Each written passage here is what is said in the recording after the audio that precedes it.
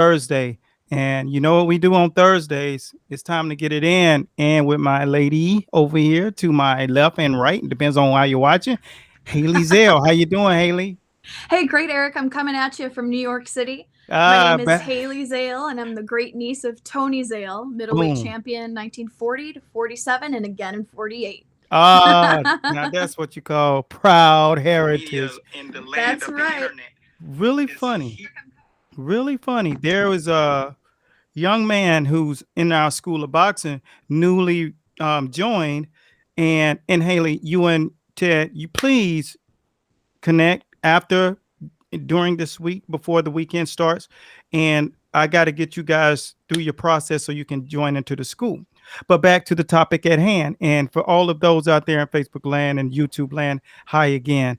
But one of the things that the young man wanted to find out and ask is who was some good videos to watch of throwback fighters and stuff. So I knew what the answer was. One of the things I was going to bring forth is to start giving, and I love doing that. When people want to start talking some boxing, I'm about talking that boxing. So I wanted to do this on the show. I didn't want to message them or send them an email. I wanted to do this front hand. So with Haley Zell's great uncle being one of the most, let me just rewind the clock. If there wasn't a Tony Zell, there wouldn't be a style for Mike Tyson. All right. That style was That's right. developed, predicated. And then you got big name brands like Mike Tyson who came and took that brand, like Floyd took the Philly Shell. But, my uncle's best friend, Matthew Sod, brothers from another mother, Philadelphia, baby, in the building, took the Philly Shell, George Benson. Then you got Dwight Muhammad Cowie. These guys were masters of it. But, Floyd made it cool. He made it a thing. He isolated it and basically extracted just the effervescence of the look. And HBO helped, with that 24/7 series. They showed the Black Mama getting it popping and showing the wrinkles in that style and how you develop it. And we're going to get into some of that today. But when you want to look at old school fighters, you got to look at those who put the footwork in there and put the pavement, laid the concrete. And you're looking at Tony Zales. So, my friend, I want you to make sure you go on YouTube, pull up Tony Zale. I tell you not to just jump right on specific fights. I tell you to jump into the entire story. So you can pull up the documentaries, kind of just segments, and then sit down and watch your fight. Don't even get into the highlights. Watch the highlights next after you watch and see what you see. So I won't pick fights because if you love boxing, you're going to watch all of it because I put in so many hours. TSOB in the building. Shouts out from Denmark. Fleming, what's up, brother? TSOB, baby. We always in the building. And, I want to get into this Caleb Plant stuff, and I want to make sure that all of you out there know what you're watching. My name is Eric Bradley. For those of you who have never watched the show, boy, you're late to the dance. Now we're on the fight show with Haley Zell, co-host, and me. I'm your host, Eric A. Bradley, and welcome. And let us know where you're from. We like to make sure that we're connected to our people. So as we get ready to jump into this Caleb Plant, Haley, what you got going on, man? How's it been going since you've been back from the holidays? It's 2021. What's going on? You had a nice trip to Michigan? I did, yeah. I hung out with the family, saw the Yeah. WBC belt, the green belt that we got. Every time I Yeah. go Okay. home, I got to give that some love. Yeah, But I I'm know. back in New York and things are going well. I'm working in film and TV, Yeah. mostly the TV Yeah. show Power Book 3, which is Yeah. about raising Canaan. So So it's look, been hold good. up. I'm staying busy. Hold up. See, this is where you went wrong, Haley. Uh-oh. See, the show is Power. You're Power. adding book 3. That's what it's titled Yeah, for yeah, the yeah. for the now everybody out here. I told you that was one of the top shows. See, Haley's in show business, so she don't hear the noise, so she don't understand how important it is just to keep it simple for those people. Power. So fortunately, I have a star on the show, co-hosting in the building. But I'm looking Okay. forward to hearing that story about the car.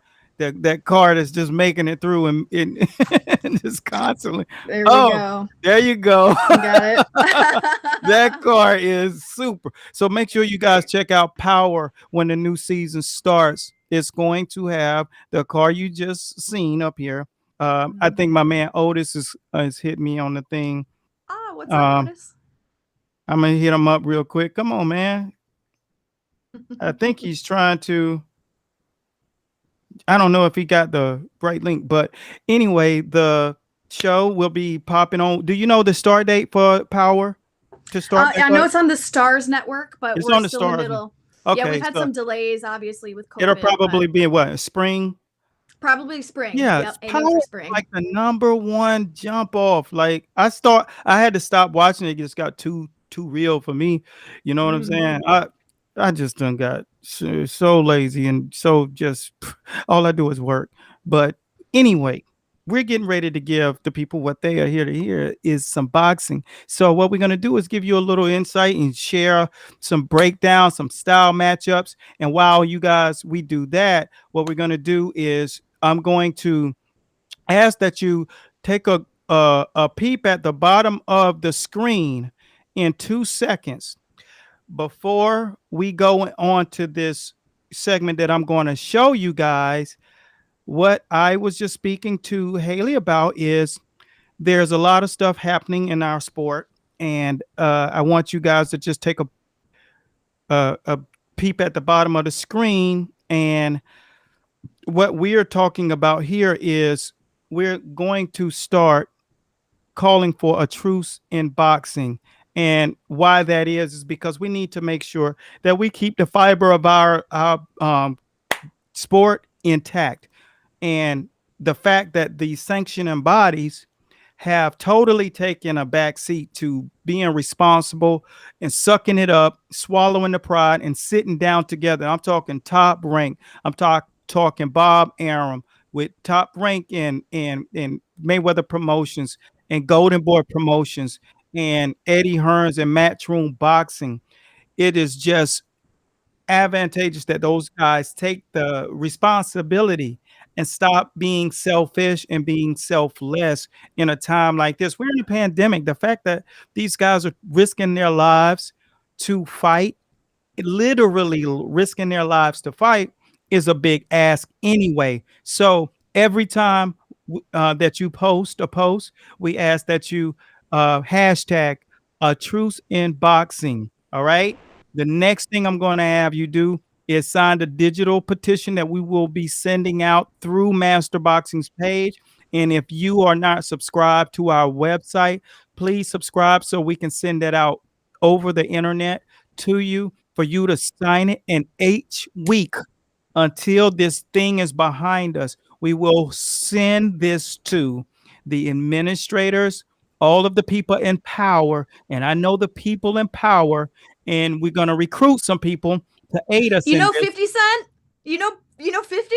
Oh my gosh. Sorry, not that You're power. so crazy. Not that power. Carry on. Yeah, but having the consciousness and the wherewithal to give much love, you need to master the Philly shell. Well, we got something for you. Just hang tight, my man, and we're gonna show you some good stuff today.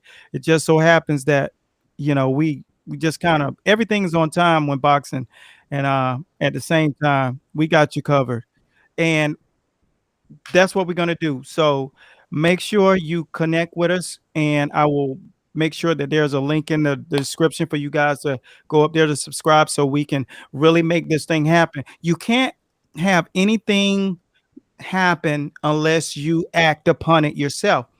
And us being boxing from the history of boxing and our objective is not to sit back and say, well, I wish this, I wish that. Dana White is pushing his brand through. Do you understand how many fighters can't eat when they're not fighting? Exactly. They're not That's fighting. what I'm coming from, that perspective, because Yeah, I've seen it firsthand in my family yeah. that a lot of these guys, when they're Yeah, between bouts or they're retired, they have no pension, they have no health care. Like yeah, the sanctioning body's got to come together, and especially during this time of COVID, it's giving us that perspective of how we can help and unify under one absolutely. sport. Appreciate that, Flim. It's a beautiful thing now, and I know you know firsthand. And if you guys haven't gone to get that book yet, you need to get that book, The Mhm. Man of Steel. It's the stories are just absolutely unmeasurable, and I just can't Mhm. say it enough. I will always edify that story and just continue to anytime I'm anywhere. Ryan Morris says, "Hey, Haley." Hey, oh hey, this is the grandson of Rocky Graziano. What's up, Ryan? Hey, Ryan, we need to connect with you, brother. We want to get all the Yes, boxing royals on the show. So make sure you get us, Haley, you got his contact. If I not, do. make sure you get it. We get us contact. We want to make sure we get all the boxing royals on the show for sure. That's a That'd big be deal. awesome.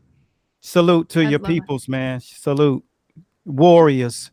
You got And it. like I said, man, we're gonna fight this thing a truce in boxing, and everybody Mhm. stay in that mindset because we won't stop until there is a truce in boxing. We want the fights that we have glamour to have. It's so many good fighters these days, and the fact that they have to jump over a river and through the pond just to get into the ring. And if that's even the case, most of the time they won't. Look at how tough it was for Wilder to get in the ring with Anthony Joshua. That fell through with both of them at their pinnacles. That was a super fight. It can't happen. Now they both got losses, so that the era of invincibility is eliminated from both of them. So now when you watch it, Mhm. you're excited, but it something's missing, and it's very good. That's Training interesting. still going. Yeah, keep training. COVID can't control you. Yeah. You can control yourself and what you're doing. So don't allow anything to control you. So as well, what we're going to do is give you guys just a couple of seconds and look at a little bit of what's going on with the Caleb versus Caleb Truax fight this weekend, and Oh yeah. just give you a little buzz and let you take a peep. And Haley and I step out for a second and let you enjoy something that you actually want to see.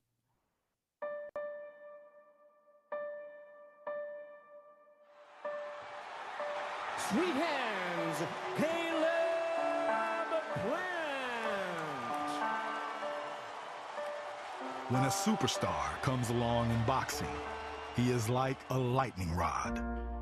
First, we are attracted to him. Then we embrace him. And then we root for him. And when said champion has earned everything he has with his desire, with his passion, and with his heart, it makes the narrative even more indelible. And the boxing world celebrates such a champion. Caleb Sweet Hands Plant represents all the good that boxing can be. He found his purpose in the gym, where his hands became his expression and his voice. And there, he began a climb to world champion. The Nashville boy who made it big is one of boxing's most passionate, diligent, and dedicated warriors. He couples that with his tremendous boxing skills and talent that have now put him on the precipice of boxing superstardom. His opponent's career is at the proverbial crossroads. Caleb Golden Truax, Minnesota born and bred, is a survivor who has faced his obstacles both out and in the boxing ring, as he rose up against all odds to become a world champion. At 37 years of age, Truax now has one final opportunity to pull off what would be an upset of massive proportion. But this underdog has overcome such challenges before on his quest to become a two-time world champion. Two fighters with the same given name, both fighting for a title that has brought each such manifest pride and unbridled joy. On January 30th, Los Angeles, California will host the Battle of the Calebs, and the winner will leave the ring as IBF World Super Middleweight Champion. Good job. Time. This is PBC Countdown. Caleb Plant versus Caleb Truax. All right. IBF World Super. That got me pumped. I know Oh, that's gonna be so cool, right? yeah, that's gonna be amazing. I know it's nothing like the fight. So I'm looking forward to this segment. We just had our guy in the studio and he bounced out. So I got to keep my eye open for Otis to jump in. But nothing better than this. And I just want to make sure that everybody's getting the opportunity to chime in on the fight because it's going down. Man, you can't talk about fighters who had 41 knockouts, man. He can fight. Sometimes things happen though. This is boxing, like Triple G said. This is boxing. Unpredictable. This is the theater of unexpected, and that's one of the key reasons that we're going to really vie and push. And what's going to happen is everybody's going to feel so good when they see those sanctioning bodies sitting down together and those promotional companies sitting down together, and it starts to bring boxing to a place that it hadn't been since the very, very early days until the mafia came and started taking over and running stuff. So that's what we're going to do during COVID. You feel me? Now we're going to get into the style matchups and what makes these two guys so unique and what really brings. Let me see. I thought that my man had popped in. And what really brings the difference between these styles. So I don't know if you guys out there are really conscious and aware of boxing. And Tommy says, "Hey, Haley." What's up, Tommy? He's my bodyguard. Oh, that's your bodyguard, Tommy. Bodyguard. Oh, your bodyguard. All right. Thanks for being the bodyguard, man. I know, God forbid, she needs one. That's right. Takes a good old Jersey boy. Jersey boy, Jersey in the building. Shouts out to Tommy. Tommy, welcome on the show, brother. Good to see you. And so the style matchup is such a beautiful thing with these guys. What you're going to see with Caleb Truax. Caleb Truax he's a fluid, long rangey kind of boxer. So I love discussing and breaking these fights down. That's why I was so enamored with the request from the young man, Haley, when he asked who could he look at. Has no idea that I actually own the boxing library. So exactly. I've sat for decades and studied and studied and studied. That's why I know, when it comes down to systematic fighters and what's important, I know when I watch a fighter, early on, very early on, if they're going to develop into something necessary. Canelo was the only one that superseded my expectations. After he beat Erislandy Lara, I said, I will never doubt this young man again. And I have never doubted him since that day. So without any further ado, I want to jump into the style matchup. And what you will see when it comes to, what do you know about Truax? Have you seen him fight much? I watched the last fight. I think it was a year ago when he got that. Do you remember when he got that cut really bad from that accidental headbutt? Yeah. He was in there with what's his face? And yeah, I forgot his name. From Germany, that guy. They were fighting in Minnesota. I know that Truax is from Minnesota. Why do I have a brain fart? Well, that was an ugly collision. Oh, and it was the second round. Celestino Ruiz was the ref, and he was like, after the intermission of the second round, he was like, it was gushing blood. It was crazy gushing. Yeah, well, the doctor called it, and so Celestino had to call it. When you see these type fighters with those type attributes, one of the things that I like about Truax is that his activity level, he knows how to use his length. He didn't know that night. Was it Kid Chocolate? Oh, you're right. It was Kid Chocolate. Yeah, you're right. So, and they had a lot of bad blood before that fight, and so you never get to see it play out for that reason only.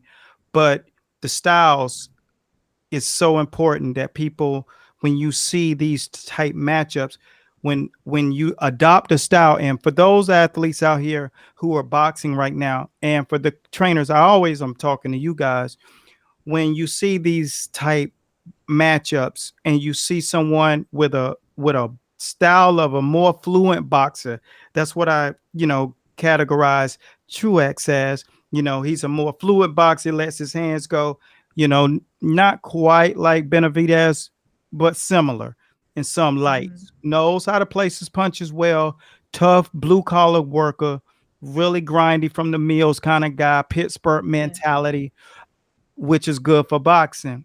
I But call he him. hasn't fought in a year, and he's 35. What do you think about that? Well, I think it only matters if the style matchup is some conducive for you to do well. Floyd was gone for a long time. He came back and fought Marquez. He was almost gone 2 whole years. Came back and smashed Marquez, dropped him in the Good second, point. dominated style matchup. Would he have been able to do that to Cotto? No, you don't come back and fight Cotto, because Cotto is the guy that in the 9th, 10th, 11th, and 12th round, you got to worry about him. So with that being said, you got to know how to choose and pick your styles and the people that you're going up and then ring against. And with that being said, that's how it matches up. Now, is it a good idea to have that long layoff? We just saw Dustin Poirier's coach on our show last week, and Dustin Poirier went out and knocked Conor out, unconscious, out the box, out his shoes because of that layoff. It mattered. Strategy mattered too. He used a style, low calf kicks. Errol Spence is a good recent example too of having time off and coming back and still having it, having the it factor. Coming back and beating the guy up, because that was just a bully. He just bullied Danny Garcia. And when you're seeing these type things happen, your objective is to understand boxing further. And that's why I'm up here doing these type shows, to give people perspective, because a style like Truax, when you get in the ring with a guy with a style like Caleb Plant, who's adopted a lot of different wrinkles from guys like Mayweather, I see a lot of stuff from him that kind of mimics my guy who really was extremely good using his length, and that's Matthew Saad Muhammad. So I'm going to bring in my guy right now. He's finally back in the building. I hope you're not riding around. Welcome to the show, Otis. Welcome back, brother. Hey. Good to see you guys. Happy New Year. It's been a minute. Yeah, no doubt, man. What's good? Oh, man, you done bumped Haley out. What happened? It's all but no, it's good to see you, man. We were just getting ready to jump into the matchup and the styles and what truly makes someone like Caleb special. Why'd you drop out? And what's unique, as I said, about his style, what people don't understand about this tactics that he used, he's taking good wrinkles. He's very clinical with his punch output. He's very systematic about the way he utilizes his defense. So as we speak about defensive prowess and counter punching, he can lead, but most of the time he leads to set you up and set traps for you. So as I break down the working in the shell, it allows you to operate. So the sector, all that muscle memory going on, that cortical plasticity, that's kind of what the term is. It's a neurological term. It's basically motor skills, sectors of the brain. And when you're operating in these sectors, what happens is the Philly shell allows you to sit back and grow this area, just like a bicep whenever you're a boxer. All right. So it's a region in the mind that whenever you are on that treadmill, it's expanding. So it starts to slow things down. You can become more accurate in very small, minute spots in a fight based upon that alone. And the Philly shell allows you to operate and to slow the game down, because it just gives you functional time to respond to the guy. and repetition after repetition. I remember Floyd saying that he used to get in the ring during training camps or not in training camps against much lesser oppositions, just to take away what the guy could do and to develop that muscle memory. And what that allowed his reflex time. Uh, it's very important that now your reaction time and you can hone in on targets much smaller and a much quicker amount of time. That's why his punch percentage was so high and his defense was so great, because he worked that sector of the brain. And you can all pull it up, the cortical plasticity, that region. It allows you to really slow things down in slow motion, 120 frames per second kind of deal, where everybody else is operating all over the place. You're kind of honing in. How else can you explain how his connect percentage and his defense all merge together to be the best at the defense and the highest connect percentage of offense? So you look at Caleb Plant, and those are some of the things that you see in his boxing style. And in a couple of minutes, after I let you guys weigh in, I'm going to play a little sector of one of the Philly Shell clips that we've done in the boxing gym, so people can really get more insight to what does the Philly Shell offer outside of a pretty cool name and the rolling shoulder. So well, how do you see that style matchup, Otis? I'll let you weigh in because you are a fighter. The style matchup is just like you said. I like to think of it as almost like a Tai Chi type martial art where it's to transfer energy. When someone throws from one side, you bring another side back. And a lot of people that use the Philly Shell that are opposite of there's definitely, like I would say, 3 types of Philly Shells you can use. I'll talk about 2 because they're more of the era that a lot of the people understand now. James Toney uses a Philly Shell or a mongoose type style where he's stationary and he absorbs your shots by taking them on the top of the head, taking them on the shoulder, and then he returns back with that right hand and with the jab greatly.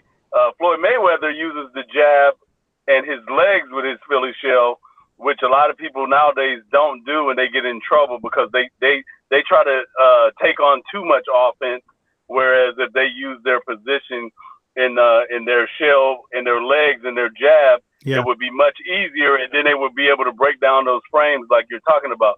What Caleb Plant does is actually beautiful. It's almost like choreographed dancing, right? He knows what you're going to do when he's in a particular section of the ring. The older fighters call it fishing.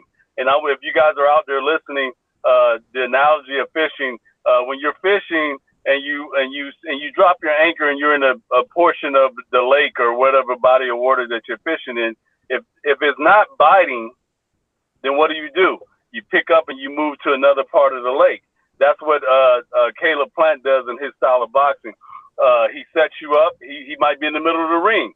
He drops anchor. He invites you in with like how you said, a jab or offensive movement, only to set up 3 other counters off of it. Yeah. And that is what he's doing. He's waiting. He's dropping that. He's casting that rod, that jab, or that right hand, or whatever, or the feint.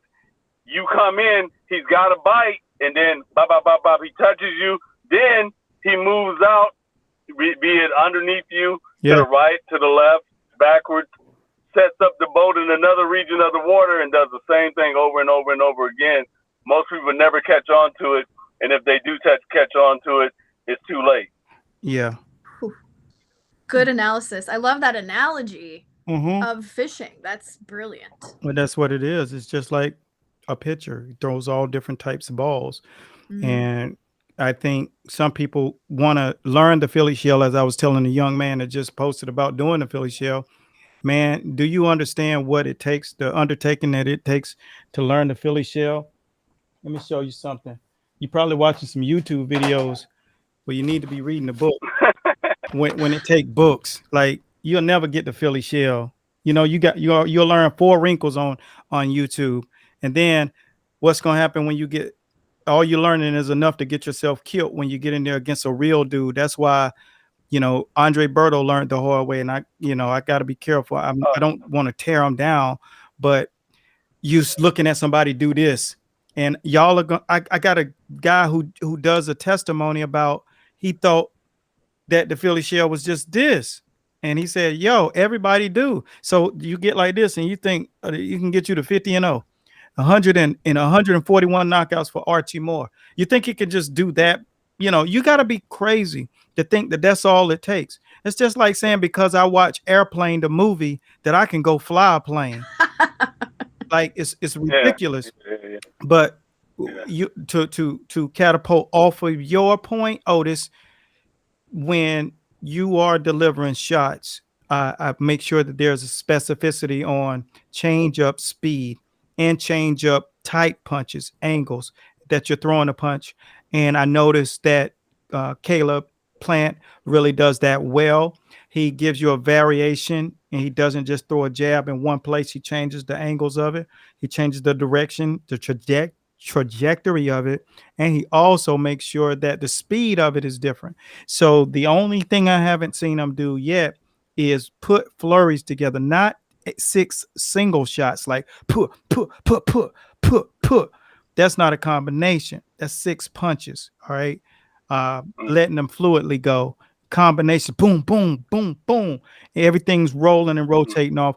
Those things are what is a lost art right now, because everybody start watching Floyd throw single shots, and every fighter today, 85% of the fighters today punch like that, and they think that's boxing, and that's why you'll see a lot of guys come up short. It makes it boring. Can I give you? Okay.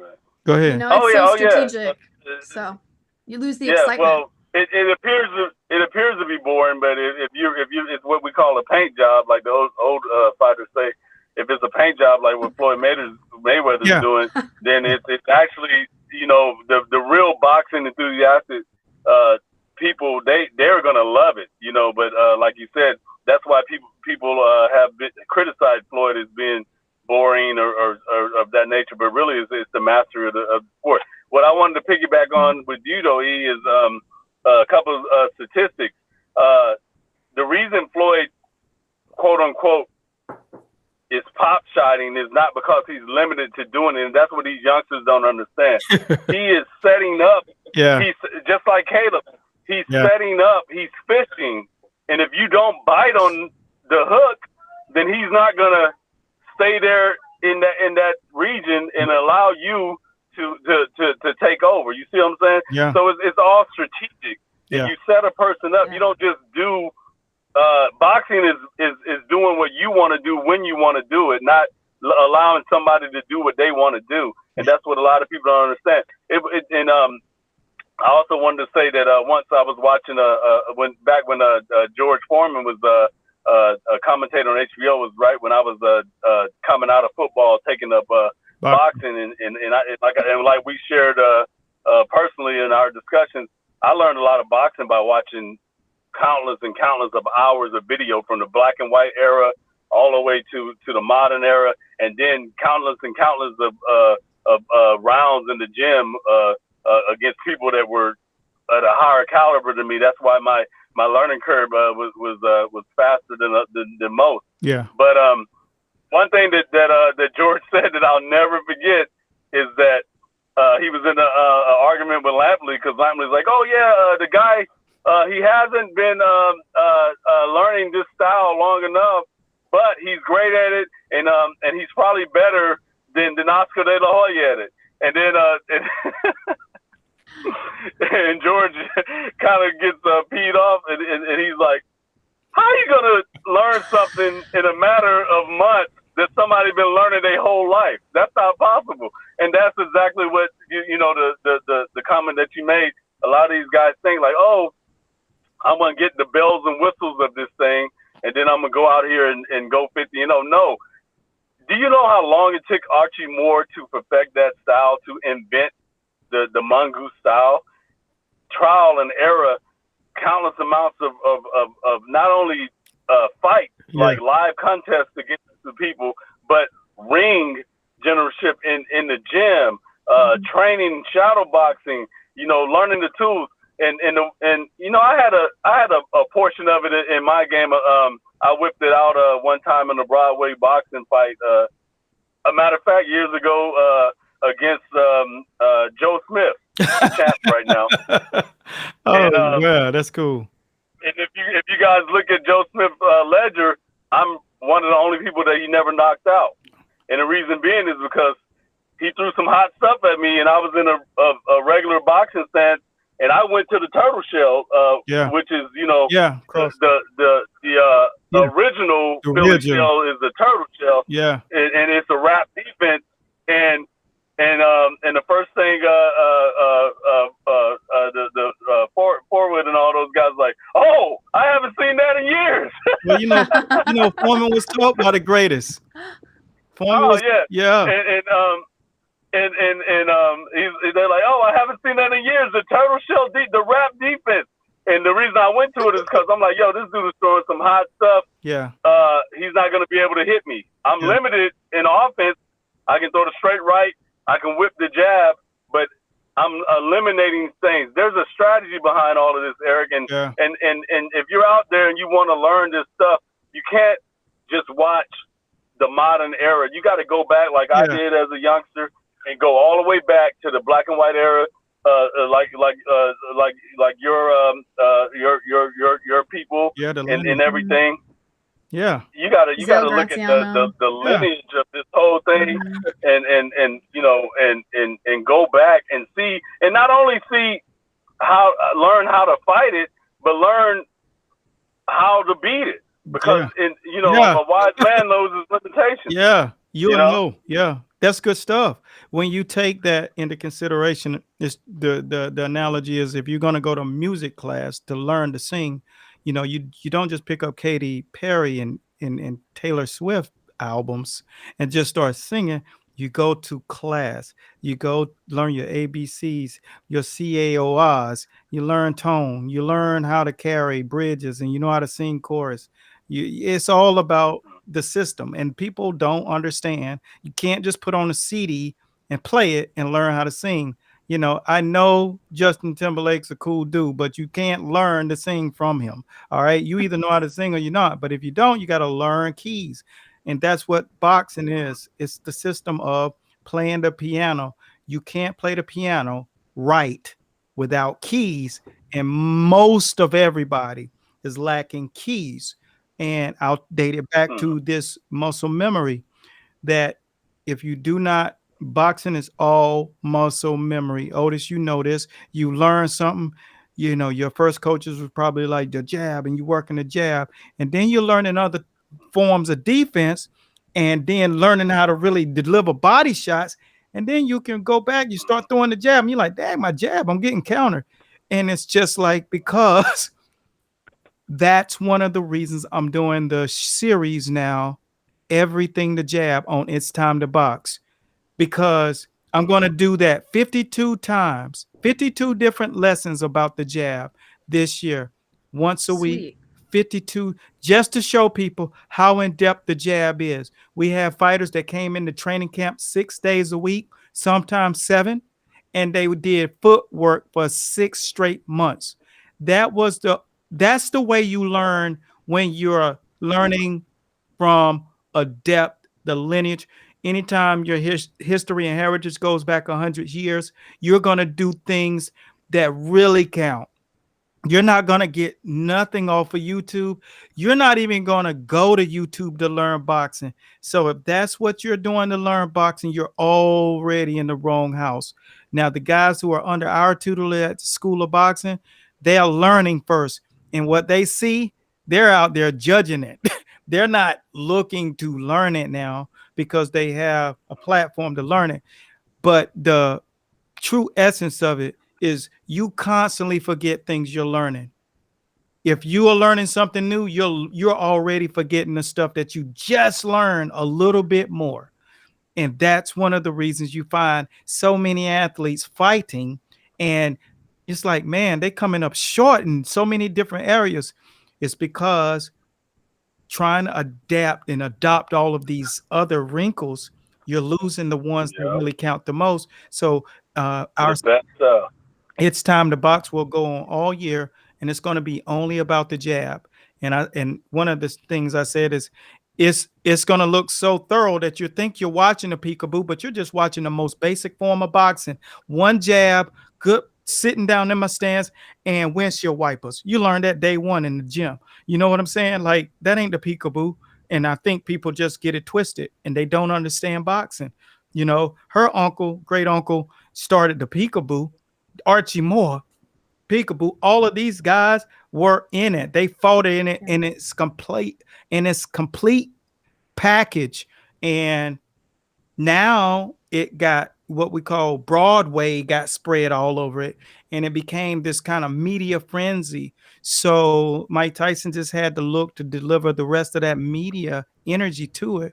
And bless him, because he made it so famous that people are just enamored with it altogether. But I love the points that you made. And when it comes down to these guys learning, I tell all of those people out here who are watching, you can get the footwork bundle, man. And everything is really going to cement what we are trying to do right now. But Caleb Plant's fight with Truax is going to.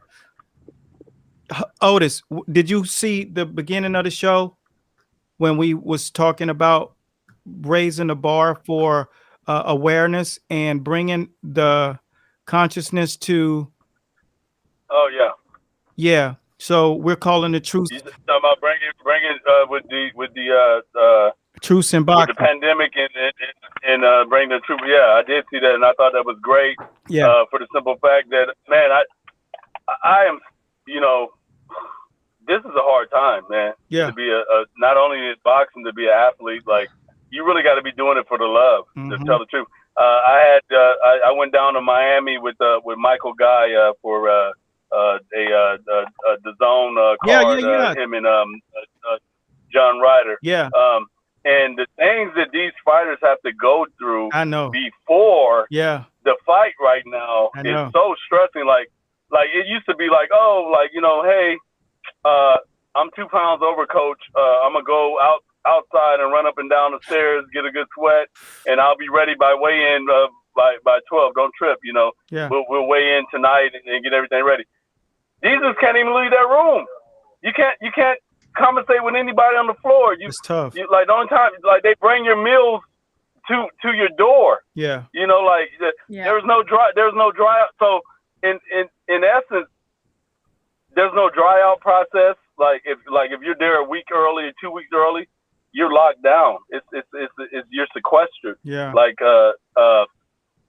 man, it's very stressing. You know, I like, man. So I said all that to say, you got to reward these guys at least with giving them the proper fights. With you got to reward the fans with being able to watch great fights, because they can't be there in the arena already. You know, like, that's tough enough. Like, you know. Yeah, because I mean, it's so.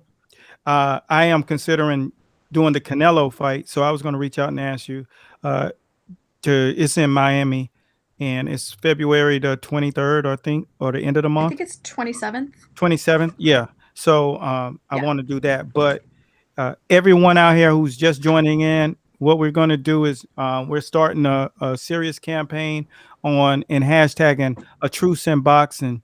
Truce in boxing, hashtag truce in boxing. And we're going to have a digital petition signed by everybody. So if you got an email address, we have to get that put together though. So Haley, if you know someone, Otis, if you know someone that's know how to do the digital petition, please reach out and connect. You know, if they, you know, whatever they will charge to put that together, we'll take care of it.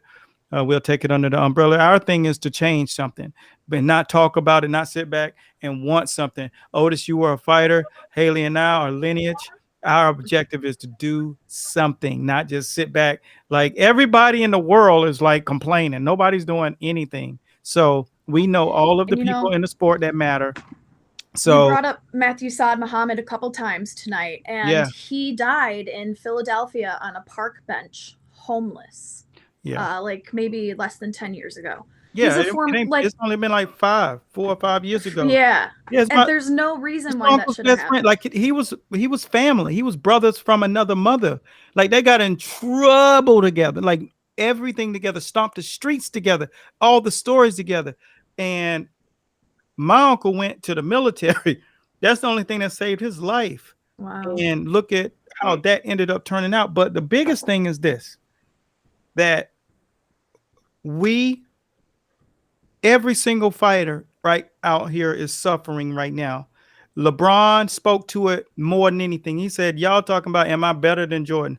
The only thing I know is that I just won a championship in the toughest championship type form you can do it, living in a bubble, not being able to see your family, not being able to go anywhere, not being able to do anything without these stinking tests. Everybody's had tests. I've had multiple tests already, and I ain't doing nothing. I'm not going hardly anywhere. When I go hard though. But when I mean, just to, when I go, I get out. You know what I'm saying? Like, you know what I mean? I'm like, I'm rolling on. I'm gonna roll the dice hard. And when I come back, I'm back in a bubble. But I'm in a bubble right now. But I'm telling you, when he said, I don't have to compare to anything. I know I just won a championship under the toughest conditions ever in history. Yeah, and that's what I do know. I'm that dude. So he's not lying. We were in in Miami. We were in the actual NBA bubble, like their process. Like that's the hotel we were in, the hard rock, the guitar, the whole thing. Yeah. And man, it's no joke, man. You got I saw people escorting you around, like all kind of stuff.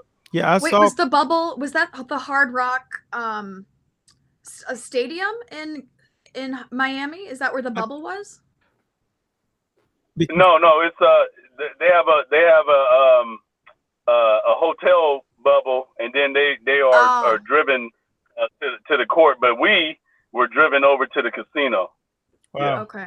Yeah, because the Hard Rock Stadium's where Canelo's fighting on the 27th. That's why I was trying to connect the dots. But not the same place. Yeah, because Claudia Trejos was there for the fight and for the Canelo fight, and she was kind of just posting. You know what? That is the same place, Helly. I'm sorry. I just thought about it. Yeah. That's amazing. That's amazing. Yeah. Okay, cool. Yeah. Sweet. All right. It's a big deal. They took. Yeah. This is one of the things, and I hope everybody's really paying attention, because this thing is not going across the bottom of the screen just to be doing it. We are going to do something, and I needed something else on my plate. But you know what? This is boxing history. This has to change. This has to be done, and somebody has to do something about it. It cannot go on and not anyone try to do something, try to bring some clarity and try to bring some common sense to this thing. So that's what we're doing. So anyone out there, someone will be appointed every week to send emails from their email. We want a constant change, because they're going to want to block us. Bob Arum, they're going to want to block us. Everybody. Anyone, Lou DiBella, all of them. Y'all got to all sit down. So without any doubt, there will be a constant press. It will be nonstop. It can be 20,000. And if they have not sat down, we will keep pressing. So I put that on my shoulders, and I hope you guys got my back. Definitely. Thank you, Eric, for caring enough to do that. And I'll get in. I'll figure out how to do the online petition so we can send that out. Yeah, I want everybody, because I got 187,000 people on this page. Man, we ought to be able to get at least 10,000 names. The pressure will be too hot right now for if they ignore doing anything during COVID. And these athletes, don't let me get the athletes involved, because I'm doing that anyway. Making sure the athletes are saying, because I know Terrence Crawford, I know Errol Spence, Garcia, Thurman, all of those guys feel this, man. So Adrian Broner's fighting these people, and then you got Caleb Plant should be fighting someone not like Canelo right now. Because even though he has a title, there are tiers that you should go through. There is, when it comes to level wise, there is a super champ as far as status. You got to climb the rest of that ladder to build your brand name up.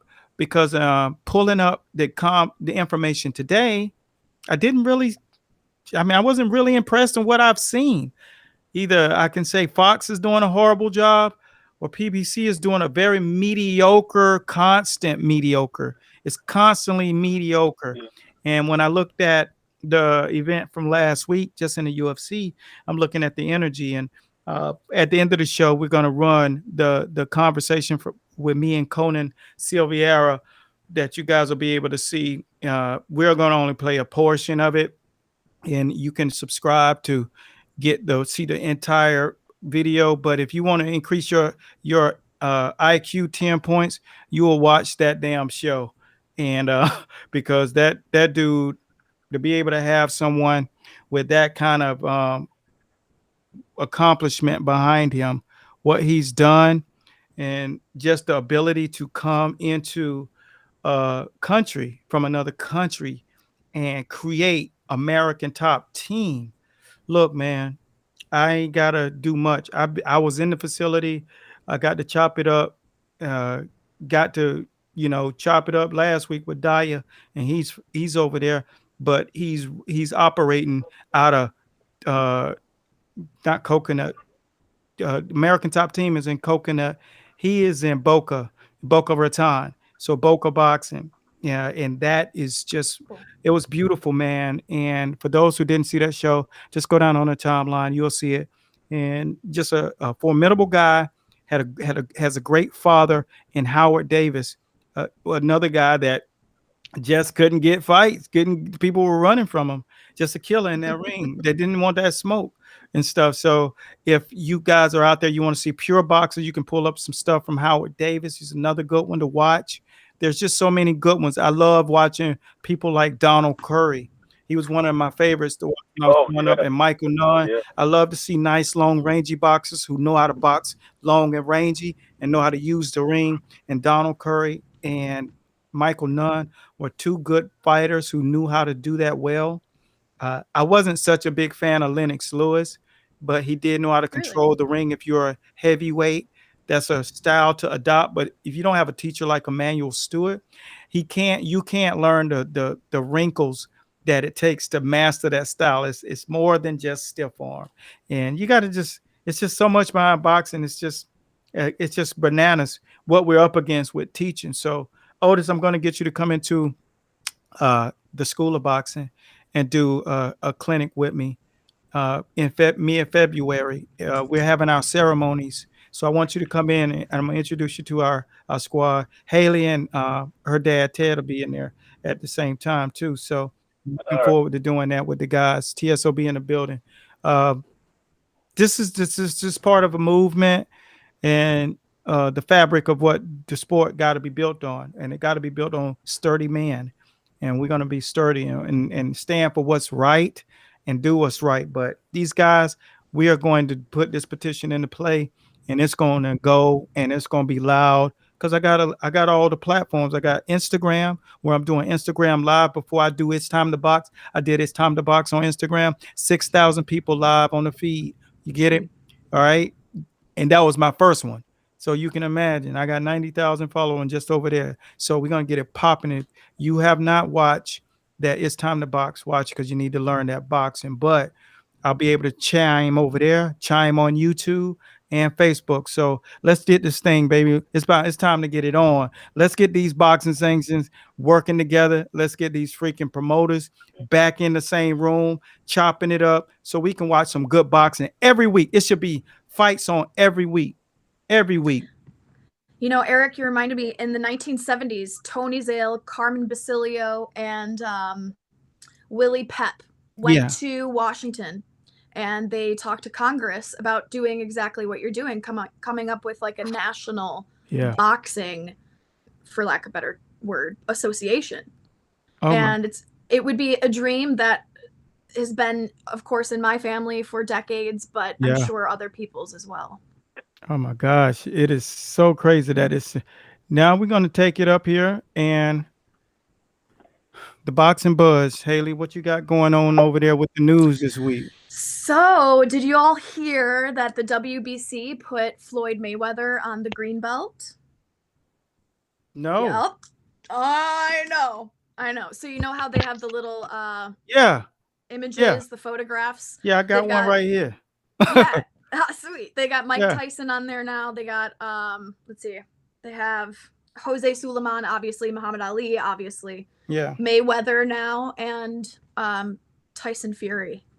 Oh, I ain't got the one with Tyson Fury. Mine has Jose Sulaiman, Sugar Ray, Joe Louis, Muhammad, Floyd Mayweather, and Mike Tyson. Oh, you got Joe Louis on yours? That's great. I got Joe Louis on mine, and it's I'll take the picture of it, and y'all will read it. I'll let y'all read it, and But I mean, I get that Floyd is spectacular for what he's done and his record alone being undefeated. But I think it's kind of soon to put him on the green belt.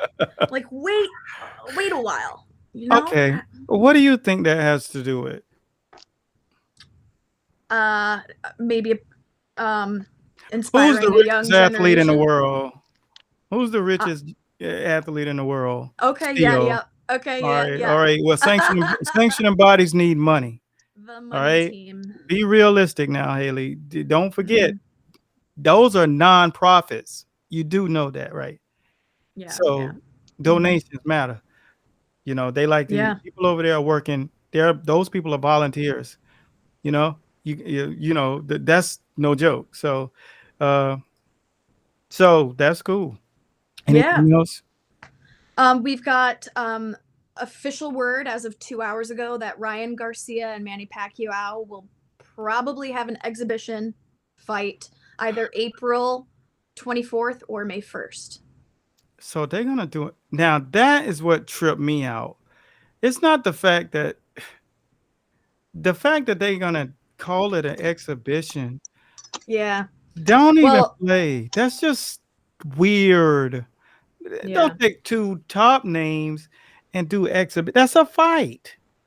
That's exactly what That makes Garcia's no sense. What trainer's you dad is saying. Active names. They're active. They're both active, yeah. So I don't know how they're gonna figure that out, but at least we have a date. I got more respect when you go out there and pluck one of the guys from the UFC or Bellator, and that makes more sense to call it. There's no reason to call Garcia versus Pacquiao when that starts to build up and get close. They're gonna forget that it's a freaking, could it be because Pacquiao somebody's gonna be yelling, "This is supposed to be an expedition." Yeah, right. Expedition. Like Apollo's brother. Yeah.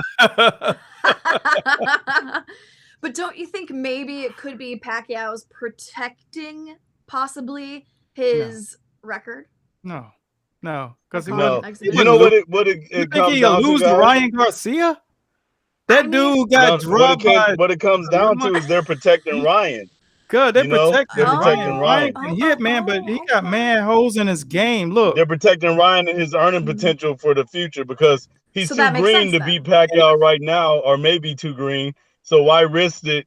A young bull getting his head cut off by this old guy on his way out.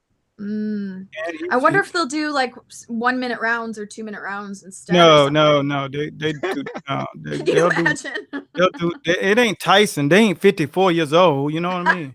Right. This dude is young. Pacquiao. I mean, if Pacquiao says, "Yeah, I'm only gonna do that," Pacquiao's the Energizer Bunny. Still the most active fighter. The only one that really puts those combinations. What I was saying earlier, he throws combinations.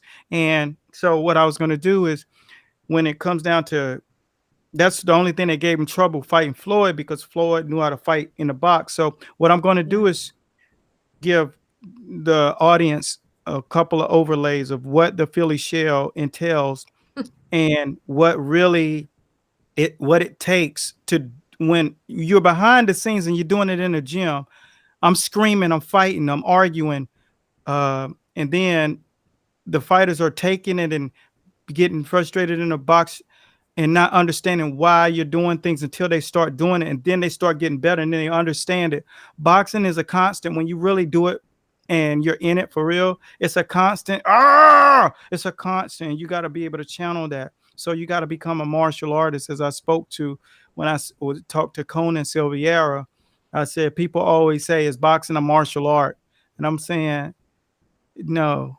I'm explaining something. Boxing stands alone. It's the sweet science, but it takes a martial artist to become the highest level of boxing.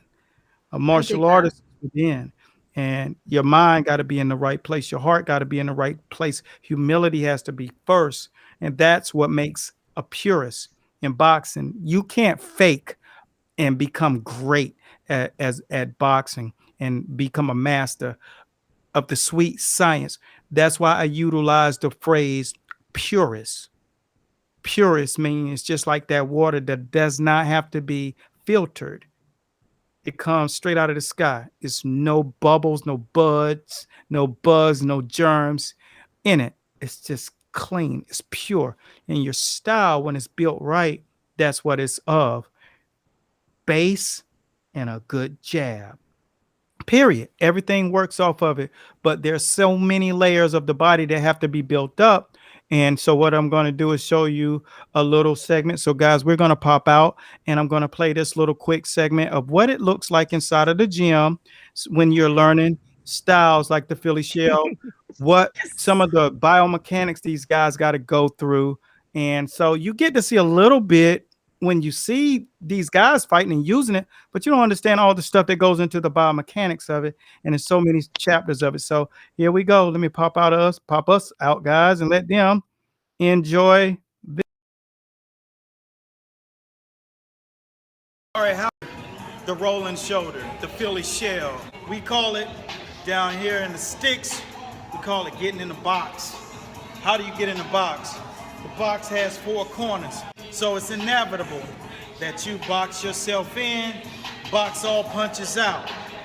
What I do is we create a memorabilia ring, which is a ring where you have no room to leave, no room to run. Your objective from that point is to master the science of your defense. Dress yourself down in the box. Remember, we don't call it Philly shell or rolling shoulder. We call it the box. My experience with the Philly shell, I like it. I feel like it adds another element to my defense. I'm excited to see where it takes my game. Philly shell, I thought it was awesome. My defense, confidence improved, and I learned different angles and how to block, and also how to counter too. Cool. My experience with the Philly shell is comfort as far as draw the line and stay there, and sizing up the opponent. That's my experience. That's what I like about it. Cool. I feel comfortable. My defense got way better, and I also can counter. That's my experience with the Philly shell, and I know how to get away from the right hand. My name is Robert Reed, but in the boxing gym, I go by Zion. AKA Mr. Philly shell. All right. So that's a few of the wrinkles that it takes whenever you're doing this development. So what you saw was these guys were inside of the box, and inside of the box, one of the things that people underestimate is when you look at a fighter like, let's just say, for instance, James Toney, Holyfield didn't use the Philly shell, but he went into a shell. You know, sometimes he cross block, turtle shell, and then he would use his shoulders, elbow block. Holyfield was amazing. But what has to happen is you have to develop the muscle, the body, the dexterity of the body. So when you get inside of that box, those 4 bags that you saw on the floor, and we hit the clock, we set the clock for 75 seconds because that's how intense it gets. If you're up here playing this game and your dexterity ain't right, you're just going to get broken, bloody, swollen, cut, all the good stuff. because that box tells the truth. That's why you can only go for 75 seconds. So you can just imagine how tough it really is. Everything that you can do in the ring, you can't do that in the box. And when you get pressed in that little 5x5, and those punches are coming, you're going to get hit harder. You're going to break down faster. You're going to get exhausted quicker. You're going to feel that fear factor is going to come in, that anxiety, until you can stay in that pocket and work and understand and see things coming. And that muscle memory, that expansion part of the mind opens up and things start to slow down. And then you can go to 90 seconds. Nobody stays in the box for over 90 seconds. It's impossible. You just won't do it. That's the smoke. So with that being said, that's it right here. When you see that right there, that's that Philly shell. That dude that wanted it is down there. That's in the link. That key, that teaching right there. Like I might have that sent out on a shout out. It's a 12-minute version of that kind of teaching. Mid training, honestly, that's good reaction stuff. All that stuff. That's cool. You need quick twitch muscle, but I'm telling you, none of that stuff come into play when you inside of the box and you getting hit and boom, flustered and push with punches move. If a guy get one clean shot in on you, one clean shot, that is the demise of what's going to happen. Like it's going to finish because it's going to rattle you differently than when you have a lot of space to move. You get it? Like you're trapped in a corner, even when you're not in the corner in a 5x5. Guys are in 16 foot rings minimal. That's the small ring. We're in a 5x5. You get what I'm saying? Like you can't even fall down and land inside the ring. Your head will be out because 5 feet, on the easy days, we go 6. So it's 6x6. So you got to really learn how to buckle down, sit down in your stance and get in the pocket. And that's what they learn in those downloads that we teaching and sharing with these guys and in the school. You're good, coach. That's amazing. That's a crazy drill. It's crazy. It's hard as hell. And guys think they tough. And when a lot of the guys that would always come to the gym to spar, I say, you sure you want to spar? Because I'm sitting at the desk right now with my waiver and I'm not playing. I'm like, you sure you want to spar? And I'm talking world-class cats a lot of the times like that. I said, because if you got any holes in your game, you do not want to go and bump. We can run drills, and the drills is going to be hard. It was so hard that we had an undefeated pro come in. He's in one of the videos that were posted about 2 weeks ago. Undefeated pro who had been up in DC training. And I said, let's just do drills, because he had been to the gym before, and we basically had to put him on suicide watch after he realized he wasn't as good as he thought he was. Came back 2 years later.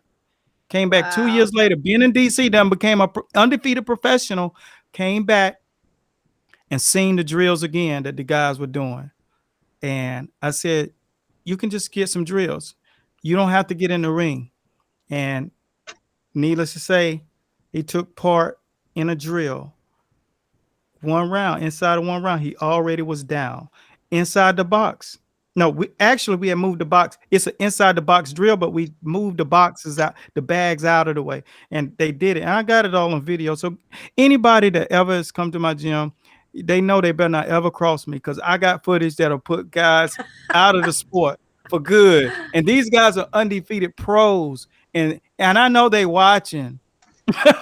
So I got your footage. You better. I got the sex tape, buddy, on you. I got the sex tape on you, buddy. You better not ever slip. Hey, bribery. I mean, you get in there, and it was good though. This day, what we did was had a conversation about what his experience was going up north and getting in there in the dungeon and bumping with guys who are on an elitist of levels, signed with Top Rank, signed with Golden Boy, and training with those guys who got those contracts. And it was like, yo, man, every day I get my butt whooped but you thought you was the king when you was coming in here, and then you realized that you weren't. So with that being said, you guys got to get educated the right way. And yes, just like we do the show all the way through, we make sure it's like TV for you. Same thing that I did with the programs, man, because these guys got to learn. I don't want to see anybody get hurt. When I'm watching boxing, I know, Otis, you can double this down. You want to see some good quality boxing. You want to see some good wrinkles. You want to see some things that take you back to when you had to study to fight for yourself. You want to see things that make your mind go, That's what I do when I watch Canelo. Yeah. That dude's a problem. So, that's all I got. Beautiful. Yes. So Otis, who you rolling with this weekend, man? Who's gonna win this fight and how? I think Caleb Plant is younger and definitely in a better position. It should be the front runner to win. But I will tell you this, Caleb Truax is no joke. He fortunately has been promoted and groomed correctly by Tony G. He's been brought along and he's graduated college doing boxing. He's taken time off. He's fought great fights and even been robbed against some people like Jermaine Taylor. But he's never stopped learning. And one thing about Caleb that I've seen and I've worked with him up at Big Bear and things of that nature is that he will lull you to sleep and then he will catch you with sharp punches. If you go back and you watch a lot of fights that he's won, it's almost like very boring. Then all of a sudden, boom! All of a sudden, the guy's on the ground. So I'm going to predict that Caleb Plant probably is going to win this fight, but he's going to have to get off the deck to do it. You think he's going to get dropped? Yeah, I think because the fact that he can hide behind that shoulder and he do it well. He doesn't take it light. He's maniacal about his drive. He told the coach he'd fire him if he didn't press him harder, if he took it light on him. Now, the coach said that on a Countdown. So if you guys haven't watched Countdown, go check that out. Truax versus Plant. Countdown on Fox, PBC. Very good little segment. It really was about more on Plant. So you could see how he really took the initiative to let it be known how driven he is. He kind of reminds me of a Bernard Hopkins who's driven. He lives it. That's all that matters to him. When you're in the ring with a guy like that, you're in there against a pure fighter who actually just simply knows how to box.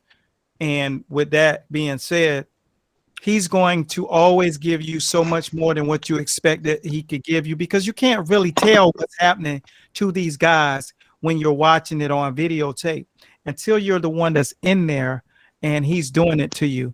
That's why it was so hard to prepare for people like Pacquiao, people like Bernard Hopkins and James Toney. You're like, what is he doing? Like he's just constantly right there, but not.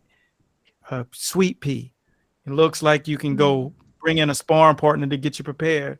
And then when you get in that ring, you lost all 12 rounds.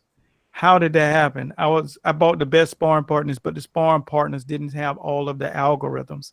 It didn't have all of those different languages. And that's kind of what sets people up for failure. You have to learn how to be a purist.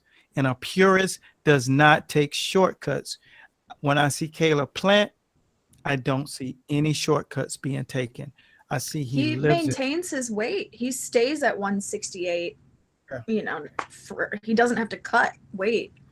And that, I mean, Uncle Tony was like that too. He maintained his weight. He wasn't like Jake LaMotta, pigging out after fights. Ricky Hatton. Yeah. Did we lose Otis? Yeah, I think he bounced out. He'll pop back.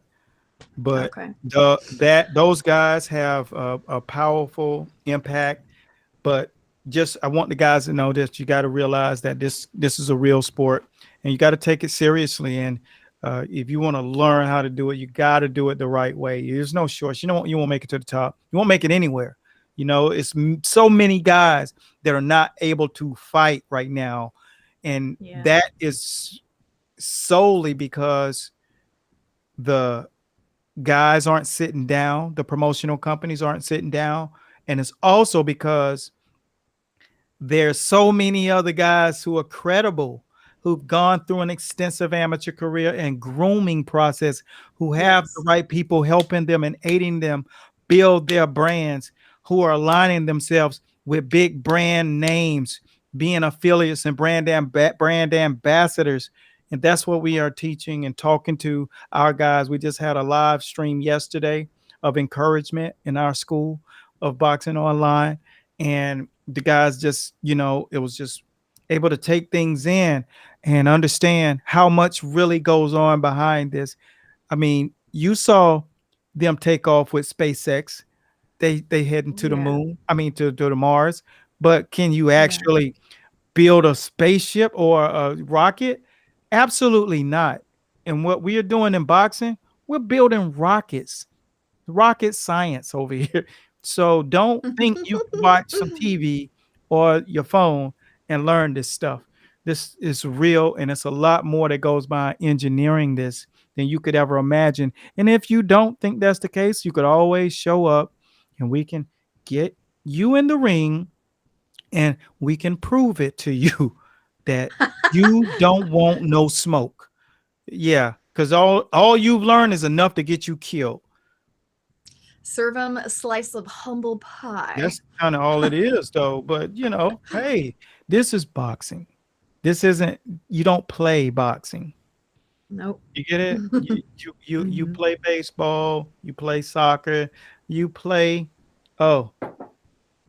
You play. It's survival. Yeah. I still gotta get one of those. This is the joint. I ain't gonna get started again. Boy, that's that Oculus for y'all. That's what's hot now. The Oculus, that thrill of the fight and that Creed, that is the heat on the street. It keeps me in shape. Do you remember the old little Nintendo with like the gray console? I always have every the game. boxing one. You could be Mike Tyson. Be Mike Tyson. Mike Punch Tyson. outs, and they got all. Yes. Man, look, Ball Bull, and all of those Glass Joe. All those, man, look, cuz that was the joint. Those are the characters inside of the game that you wanted to play against. And when you got in there, I didn't. Hold up, I didn't even see you back. Oh, good. Otis coming back. Yeah, yeah, they should. Mike Tyson is the guy to make that happen. Say that again, Otis, so they can hear you. They should do a new Mike Tyson's Punch Out for this era, and then like put all the relevant fighters that are into the game of this era, for like Deontay Wilder and Tyson Fury, but you know what? and AJ and all these guys. It'd be a great fight. The guys are always they got agents. They're always trying to be so tough and trying to get so much money and stuff. They want to monetize everything. But EA Sports is locked up doing finishing their last run of UFC 4. And their contract is up next year. No, this might be the year that's up, but they had like a 5-year commitment to UFC. So that's why it was taking so long to get back to boxing. But I saw that the WBC posted a boxing video game that was on the rise, and they were asking, a poll about what fighters would you want to see in this game. And it looked pretty good. The footwork was kind of flow. I was like, it looked like they've been watching Master Boxing Page. You know what I'm saying? It got a little footwork going, got a little Ali stuff going. I was like, yeah, that's hot. It's kind of hot. Shuffle. But man, to get a new boxing game, throwback fighters in it. Yeah, but you know what? The fact that you got people in this game that's trying to monetize the things like these contracts for these fighters to sign on to do stuff like that, that's the thing that's killing that. But yeah, it would be great to see a new Punch Out. But you know what? Mm-hmm. The guys that started that Oculus game, Thrill of the Fight, they killed it. if no one has played Thrill of the Fight, if you don't have an Oculus, and no, this is not a sponsored ad. Oculus is just hot like that, and you can just be in when you put it on and you choose your game and you go to Thrill of the Fight and you look around, you're like this. Like when you put that thing on, you're in a totally different world. Totally different world. Same thing with Creed. You put it on, you're in a totally different world, and you can, work. It make you feel like you really working. And so shout out to Fleming for turning me on to Thrill of the Fight. I already had Creed, but Thrill of the Fight, it's just throwback. It's Tony Zale. It's Archie Moore. It's, Graziano. It's throwback. You really feel like you're back in the old days, man. And it's that is so cool. So trippy. It's crazy. So that's it. Is it designed as a workout or is it designed as a game? You can go in the gym, hit the speed back, work the heavy back, but they got programs for you to train like you the fighter. And you go in there and you're doing that stuff. You got to do your rounds on the bag. You got to do your rounds on the run. You got to do your rounds on the pads. Like you got Rocky holding pads for you. Pop, pop, pop. Making you weave. Like you working. Like that's your workout. That sounds so fun. Oh, I'm on vacation in the mountains at Thanksgiving. I'm out there. I'm overseeing a nice waterfall, mountains everywhere. 4 a.m. in the morning. I'm in there in a fight. If everybody sleeps, stays in there sleep. I'm in there like Thrill of the Fight, working 4:40 a.m. I'm soaking wet. Yo, about 8, I do it again. I'm like, yo, you put in about 6 or 7 rounds. You like really worked. I felt like it's unreal that everybody does not have that thing in their house. Period. It's a law. Yeah. It should be against the law to not have it in your crib. It is. Is it wireless? Or No, it's wireless. It's virtual. So it's an investment that you got to make. So, man, I hope everybody enjoyed this. But what we're going to do now is I'm going to go ahead and segue and let everybody put in the comment box if you want to see a few minutes of this. And Haley, this is going to be our closeout. If you want to watch this interview with Conan Silveira, lock in and stay tuned for the next 35-40 minutes. It's just going to be great. I decided that I was going to let it run a little longer, but if you want your IQ to increase exponentially, I suggest you watch this and learn, especially if you're in the combat game at large or if you're starting anything, because this man started this thing with the decision, not a dream. He didn't dream it. It was a decision him and his friend made. And they are the biggest whole thing behind the UFC now. Because UFC, every fighter that's a champion is coming out of Coconut Creek. They're breeding killers left and right. Amanda Nunes and Dustin Poirier. All that stuff that Dustin was doing, that's the product of Coconut Creek. And man, this experience down there was absolutely, it was mind blowing. And he was a man just like me. Our souls connected. You can hear it if you watch the interview. So I'm gonna let everybody check it out, and stay on if you really like good information. If not, we'll see you next time when we do the Super Bowl show. But make sure, yes, we're going to do the Super Bowl show for everybody. It's going to be absolutely super cool. We're going to put all of the information up, Haley and I, and we're going to have on special guests popping in and out. It's going to be the craziest. And I know we got boxing coming, so we're going to have some crazy boxing conversation. So keep it locked. Make sure you tune in to It's Time to Box next Tuesday. Well, once again, it's everything the jab. It's going to go down. So, Haley. Sweet. It was great kicking in with you again. Looking all fresh. It's been a pleasure. It's been always fun. It's always great. And I hope you get a chance to kind of look at this interview and conversation. We call it conversation. It wasn't an interview. It was a conversation. But it'll give insight to a lot of things. And like I said, until next time, be blessed at Godspeed, guys. No, we're going to bring a truce to the sport of boxing. Truce in boxing. Hashtag every time you post. Truce in boxing. So long, guys. Enjoy. Haley, I chat with you, kiddo. Peace. Case by case. We're going to get into it with today our special guest and changing the lives of so many people. Today on our show, The Fight Show, we have Conan Silveira. Welcome, man. It's good to see you on the show. Have you guys over here. Oh, it's a pleasure. It's a pleasure. It's an honor. Beautiful. And what we had a little time to really chop up before you guys jumped on the show with us is some of the more important things that you guys know that I like to specify in the sport. We have the reality of combat sports being very dangerous, but in the same note, it's specifically for martial artists. So today, what we're going to do is take a journey back when you guys first came together and put this thing together, the vision, when it first came off of your tongue to the moment you really made that leap from coming over from Brazil to America. How did that all happen? If I tell you exactly how this happened, it's going to be kind of funny. Not surprised because I already said that before, but we didn't know then this was going to happen. Really not. It was not something then we did have the wish, we had the desire, but we didn't know then it was going to come up like this. We are in the anniversary of MMA.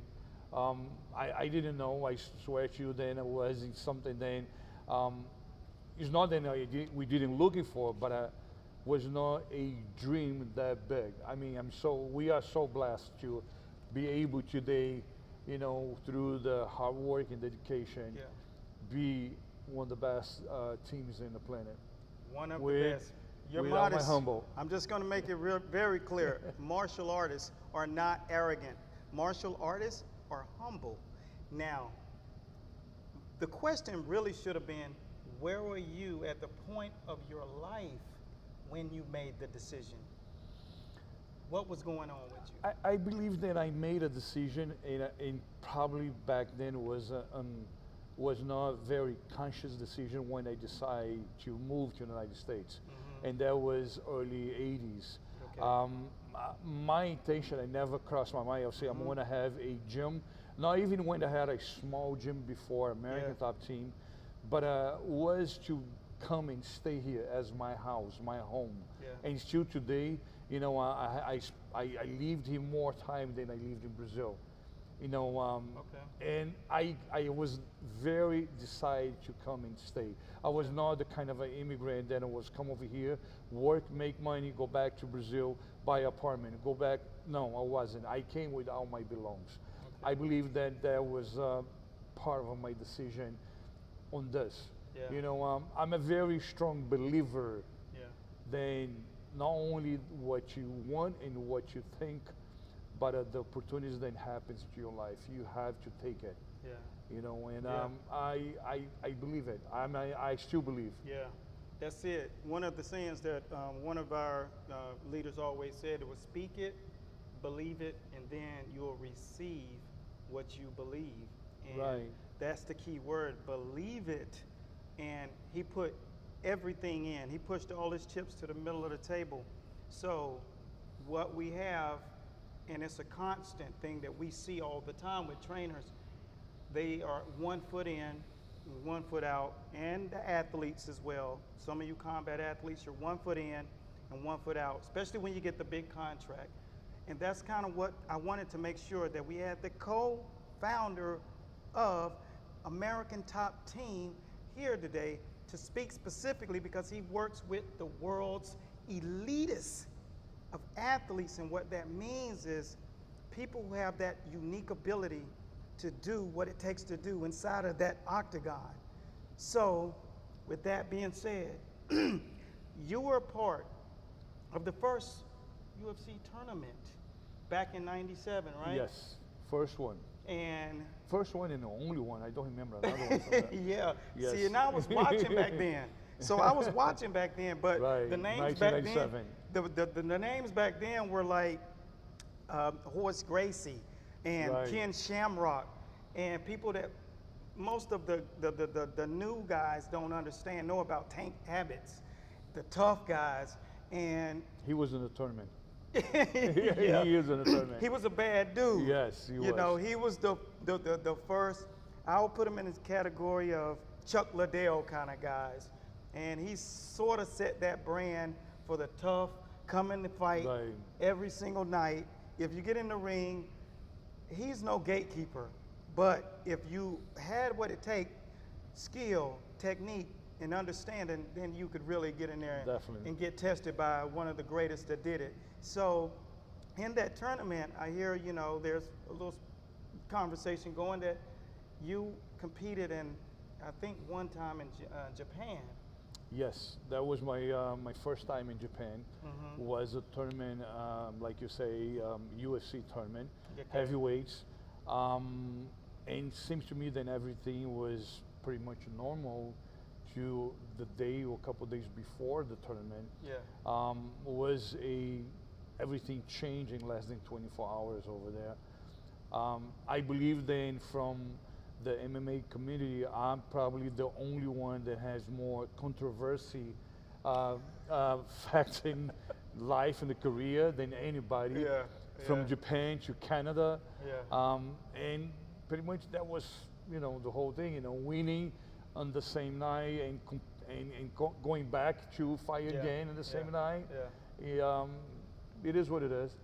It was the experience really wakes you up, and this is why we always try to explain to the guys that don't get too high, don't get too low, because you never know when you're gonna get knocked off your pedestal. Exactly. And as we speak to that, you had a different ability, and that ability is to turn it on and make adjustments and to do what's necessary, and you felt like it was necessary for you to go over there. And I heard this story when you did the interview with Rafael Garcia and the other young guy, Mark. It was enlightening, but it brought me to the question that our audience really does not understand, the fiber. And my uncle always spoke to the fiber of the guys who had to pave the way. The difference between the guys who had to pave the way, the pioneers, and the guys who are now today benefiting, getting the big checks. What do you see being the main difference between the athletes then and the athletes today? I would say definitely then was pretty much everything was very brand new. I mean, we didn't have back then, starting from the sport, then it was not seen as a sport. It was seen a kind of a barbaric show where the people would get in the cage and throw punches at each other. You know, was a lack of information. I think the media, of course, it didn't help back then. No. But I would say then was a desire for the pioneers to make MMA to be what MMA is today. I think there was a much more a toughness and insisting to don't let it go, you know, from no other strength, power, trying to not allow us to fight. I think that the persistence was right there. I think then the reason why it exists today, and of course I'm not only the guy, but it exists today, and I think that a lot of people take a lot of benefits from there, is just because the persistence from before. That is, I read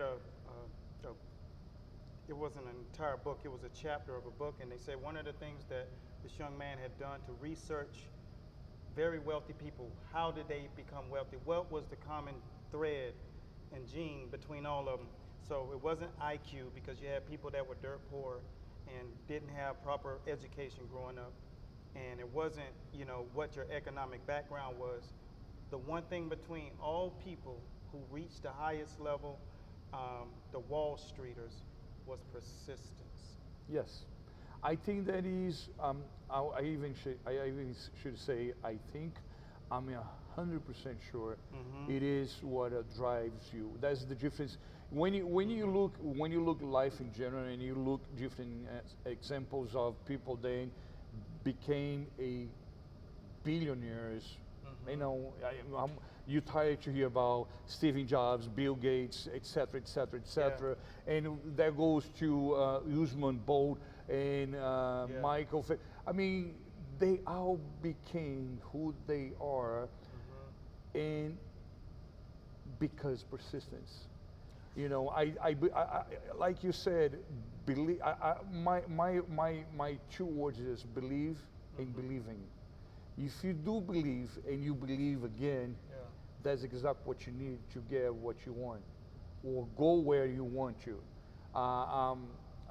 And I think then people sometimes don't recognize, they don't really give that, don't make that important in their lives. Yeah. Sometimes it's easy to just sit down and put your elbows on the table and cry all day and just say, oh, why this happened to me?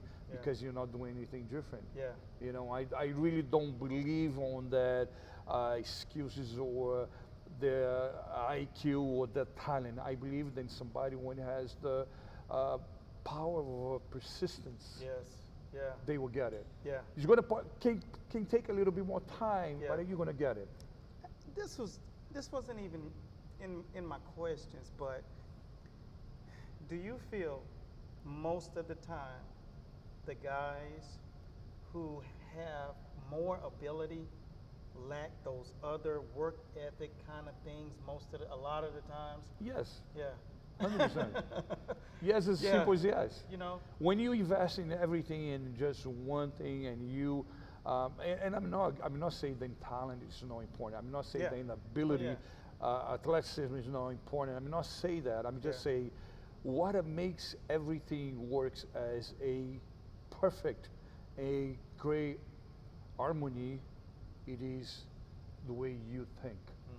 Is what is your mind, how you conduct your mind, what is the power that you have right here. It's not the abs over here, it's the abs right here. I want to see the six-pack on the brains. That's what I like to see it. That's what it makes, that's the difference. When people talk about lucky, when people talk about, oh, that was a coincidence, you telling you a lie to yourself. It's not about that. I have no idea. No, they don't. And they don't look for to get the real idea. Yeah. Pretty much. That's so crazy. This is the people that watch us, and they know that I preach this all the time, and I have to preach it because if I'm just teaching, a lot of kids aren't listening, but it's important that they understand the fabric of what combat sports is all about, martial arts. It's a beautiful thing to understand that you can't expect things to happen. I feel like that's a lot of the hurdles that people run into. They expect, and then that prepares them for a downfall. And when they have the abilities to fight, they feel as if that's enough. So it really pushes them further to the back of the bus when it comes to believing that it's the work ethic. Because whenever you got work ethic, hunger, you have a LeBron James. You have that kind of guy, Michael Jordan, the guys who put both of them together. And there are very few and far in between those guys in both sports that really believe that work ethic supersedes everything. So I agree with you, and I like to add something what you're saying. And I have my personal definition. When you use the word obsession, you are obsessed in something. Kind of an obsession kind of gets you to the, scary movies. Then you say, oh my God, I'm going to see a scary movie. No, the obsession, and that's the way you choose to use the word, then is going to really pull the power out of you. Yeah. You have to be obsessed. You have to have obsession. Yeah. Obsession is used in such of a positive way, then you have no idea the power of being obsessed. So when you are on that level, when you think like that, you really don't see a impossible. Yeah. And impossible do not exist. It doesn't exist. Exists for the people they don't get obsessed with what they want you. Yeah. You know, when I go a little bit farther than that, and what it is being obsessed, or what it has to do with obsession. Yes. Do you think that I have a obsession in winning? Yes. You got it. No. That is not even should be a obligation or option. Should it be a natural answer that say, yes, I want to win everything. Yeah. If you put me to play a game, a whatever game, video game, I'm going to tell you, I'm going to go after you like you are my worst enemy. I'm going to try to win on that. Yeah. I don't think that we should, as humans, or create to understand or accept it or be okay losing. What lesson is the lesson then you can call lesson, then you give to somebody, then accepting second place, it is okay because you're competing. Yes. Competition means winning. Competition doesn't mean I'm here just because I'm here. Yeah. You know, and kind of and I know for most of the people sounds kind of a little bit arrogant. I mean, oh my God, but it's not. That is life in general. Yeah. You know, I'm not, when I say being obsessed, it is about getting what you want. Yeah. But in a nice way, in an honest way. Yeah. You know, because you believe in yourself. Yeah. It's not, you know, taking anything from anybody in that way. It just, you have to believe what you want. Yes. It's called optimal focus. Nothing else can be more important. No. And that's the bottom line. When you are an athlete and you are going for gold, obtaining it is one thing, but keeping it is where the real work starts. Because talent can get you there with the right team, but the fun starts when you get there, not to the time you get there. When you get to the top, now you're going to start talking. Key phrase, the fun starts when you get there. Right, before that, that's nothing. This is the difference between hearing people chop it up, interviews and stuff like that. This is the difference between that, because this is a professor talking. So you're used to hearing a lot of the time athletes talking, but the people who are really behind the fiber of that athlete are professors. The people who are trying to make it clear to the athlete that there's more. Don't push all your chips in with just having talent, winning the title, keeping the title. That's called reigning champion. And you want to put that word in that sentence whenever you become champion, because there are a lot of champions. We only really remember the reigning champions. Now, this next question kind of catapulted off of something that we were speaking to a little earlier, the difference between the positions at coach. And you specifically spoke to the difference in the two coaches. Right. Elaborate. Yes. We talk about coaches. It is a coach and it is the coach. It is very visible, very clear in my way to see these two positions. And a coach pretty much is a coach, then is going to be there because you pay or because some kind of obligation. The coach, what that means? It is the coach, then is not, number one, he's not on the bus that belongs to you because he's there because you. Yeah. You are the most important thing. He's there to be part of your dream, to be by your side for you to make your dream come true. Coaches or that coach, it is a person that really brings to your life or helps you or share with you, whatever you want to call, a way to see how much you need to believe in yourself. That fiber. Has to have it. Yeah. Has to have it. The coach is a person who then doesn't have, we all have egos. We all have, you know, we're born like that. But he's very conscious about then it's not because him. It is because the person. Yeah. One thing then I preserve a lot on my experience. It is then I don't get I don't have deceptions and I don't have disappointments because I don't have expectations. Yeah, it's based beautiful. On the beautiful.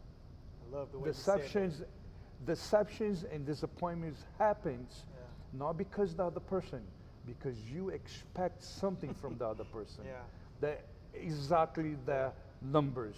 Yes. Put it this way. Yeah. So when you have that mentality, when you have that view, when you can understand that, makes everything easier. Yes. You know, it's not about changing people. It's about making them understand themselves and see the potential they have on them. Beautiful. That's how you understand how to perceive things, and it was so important to get you up here to speak specifically because a lot of guys, there are a lot of coaches, and we started out, it was probably 10% of the mixed martial arts world that followed us, and then they started learning from us, and then the biggest thing was, why was it important that we made sure that we were able to give these guys messages? Now 60%, now we're from the boxing world, we have 60% MMA following because of the fact that our thing is a message, and I get on camera and I do demonstrations and I teach from a deep lineage, and I would love for people to understand that it's not about ego. I mean, all ego's off, and my message is don't get hurt. This sport is very dangerous. Don't play combat sports. You play baseball, you play soccer, but you don't play combat sports. So having you speak specifically to these important things and not having expectations leads us to the next thing. As a professor in the sport, which most fighters don't become because it's a different skill set. Right. To do that thing that gets into the people's head. It's not, and we always elaborate on that, but one thing that I notice that you speak to is adding, in boxing we call it adding wrinkles constantly to your athlete, and share with us how that makes it harder to beat an athlete of yours. The majority, I'm going to say, for the things I haven't seen through, different times in different teams or different gyms. Yeah. A lot of the coaches, they try to change the person and mold them to be somebody else. Yeah. You don't have the power to do that. It's not about ability, it's not about a technique, it's not about a formula. You just don't have that. Yeah. Nobody has that besides God. Yeah. But when you try and you are able to make you understand yourself from different angles, it's not forcing, but every situation has angles.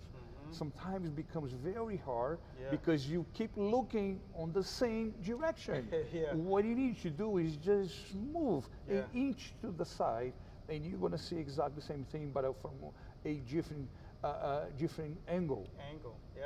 So a lot of the things that one of the things that I like to share with, because I learn from them too, is not to change them.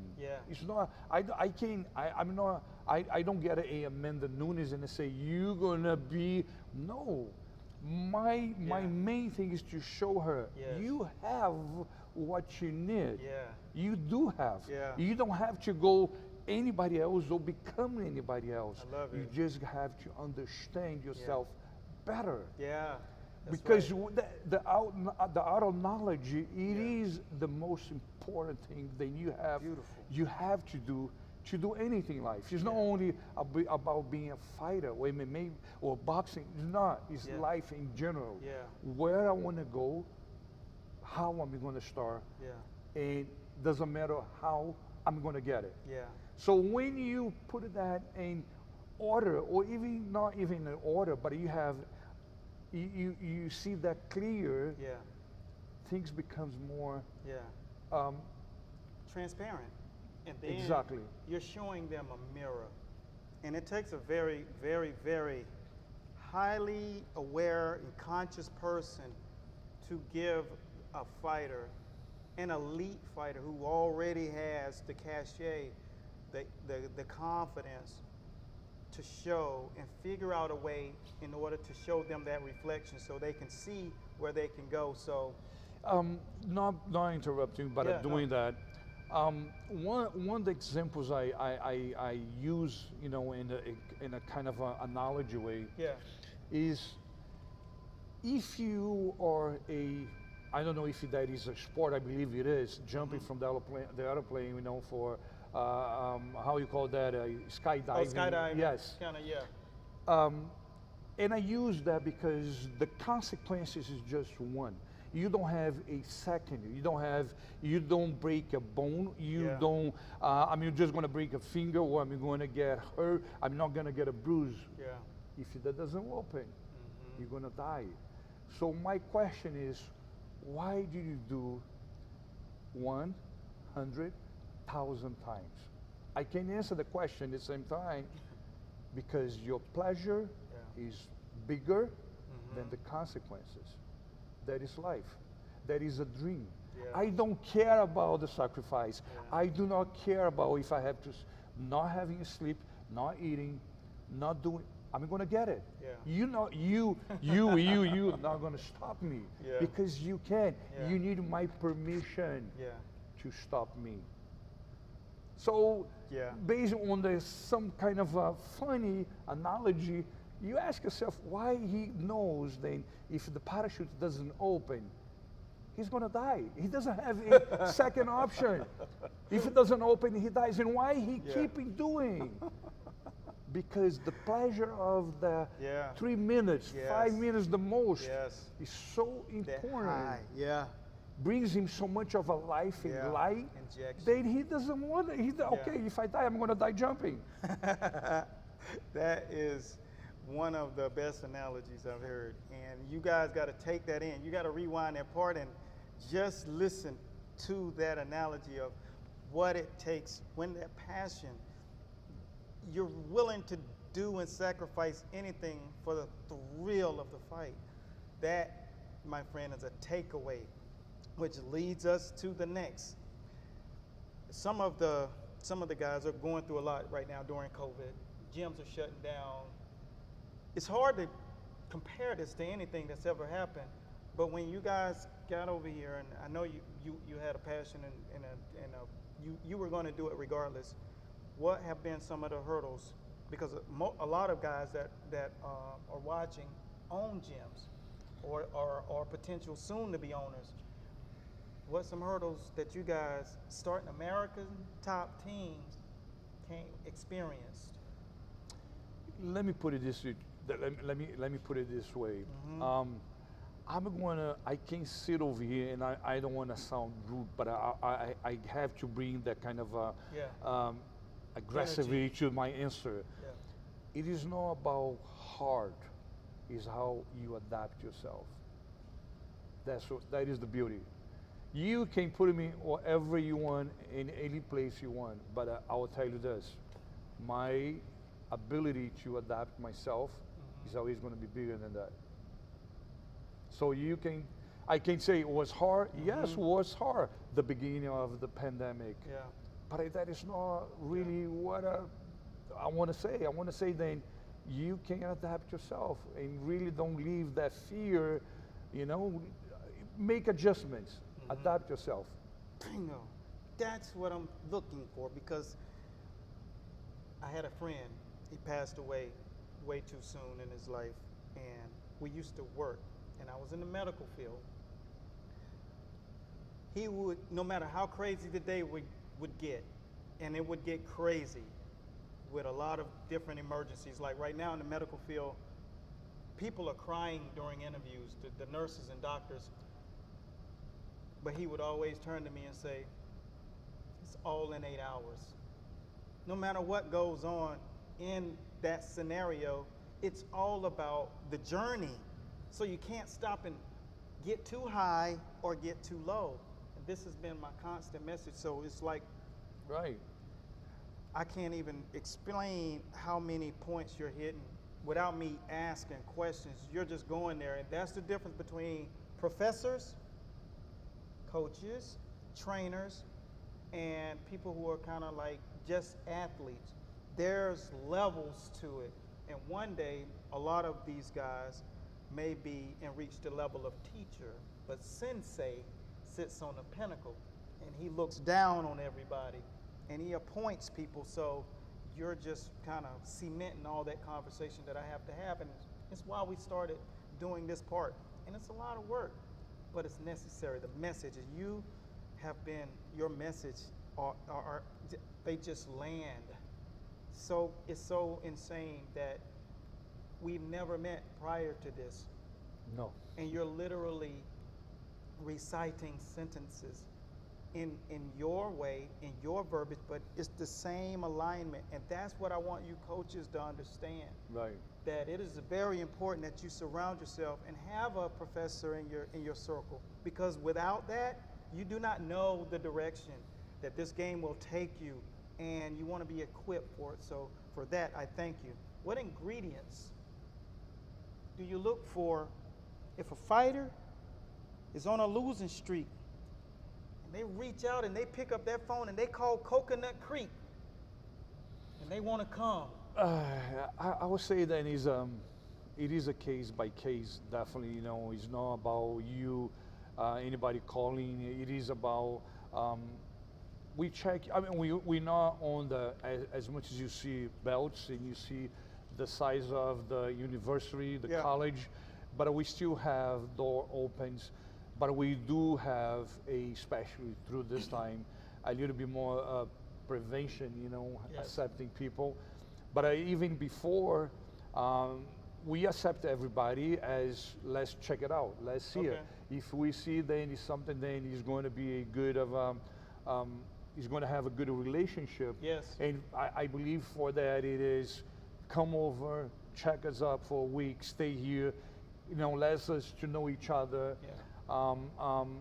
And pretty much that's the way we do things. That's perfect. You know, we like to give a chance to everybody. Yeah. And the way then, of course, you know, you can just walk over here and say, hey, I watched the UFC yesterday, I want to be a fighter. You know, not in the way then we don't want to help you, but you have to go through the process. You have go to, through the process. You know, it is a process. You gotta, and we don't have. This is so serious. Then if I sit over here and say, take a pill, and you're going to say, what pill? Or, you know, do a exercise. No, it's an everyday thing. It's an every single day thing. It's an every single day, every single hour of that day. Exactly. I used to tell, I repeat the story because I want it to be muscle memory for these people. There, I go to the gym. I was there for 19 hours a day. I was earning my apprenticeship, even though I was a head coach. And I was around the clock, and I lived it. I didn't sleep. I was back up before it was time for people to even go to sleep, wake up. And I felt like doing that for 20 years gave me the right to say, okay, I understand the game. I've seen world champions. I've been in camps. I was baptized by fire. I let them know that. I was deer in headlights, because fighting at the higher levels, the game goes so fast. And as a coach or as a fighter,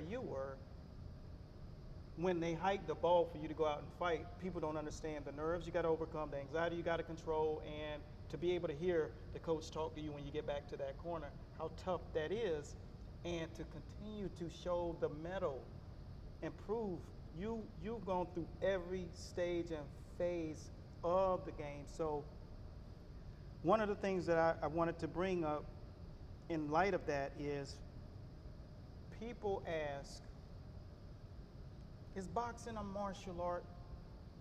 Because I groomed some MMA guys, aided their Muay Thai coaches or kickboxing coaches or jiu-jitsu or judo coaches, and us sitting down like this, collaborating on how are we going to operate, and what are things you need for me to aid you helping your guy, and what are some no's in your world, and what are some things that I can enlighten you on from our perspective. They say, it's boxing a martial art, and I said, boxing has its own tagline, boxing is the sweet science that needs a martial artist to take it to the highest level. So the state of mind, the clarity, the understanding, the humility, all of these things come into play. So that is the difference.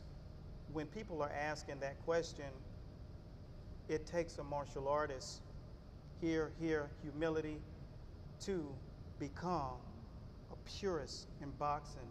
So that is always my answer. This game you do not play, and it takes every bit of commitment, exactly as Conan was saying, that the commitment, everything has to be sacrificed to get this. Let me start saying then, and I'm going to answer with in different ways. Yeah. Exactly the same time. Like me, Beautiful. I do 2-3 things at the same time. It is a 5 rules for MMA. Mm-hmm. And when I say MMA, I would say probably right by MMA, it is a translation to life. Yeah. So the 5 rules is, number 1, sacrifice. Number 2, sacrifice. Number 3, sacrifice. Number 4, sacrifice.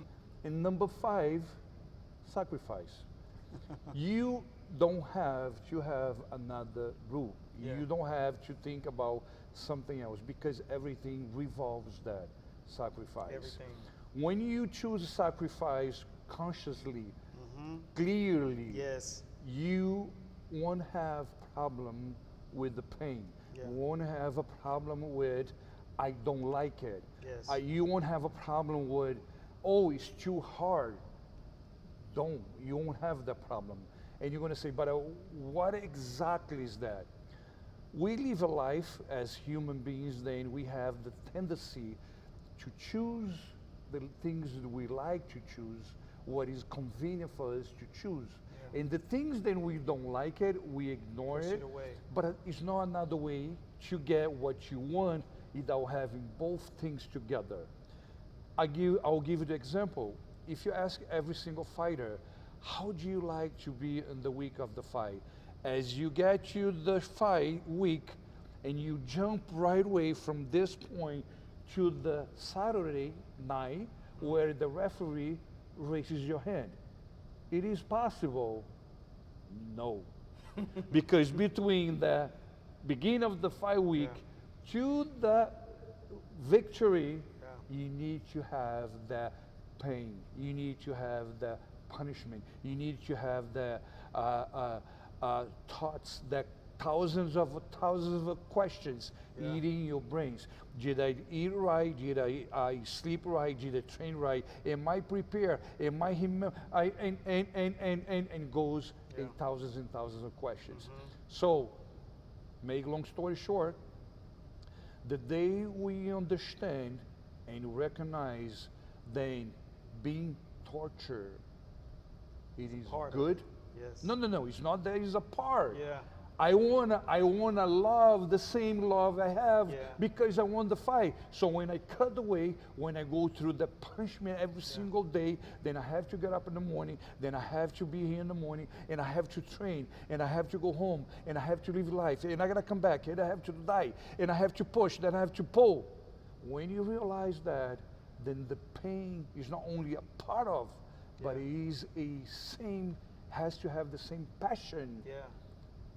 The whole way is going to be more like a paradise. That's beautiful.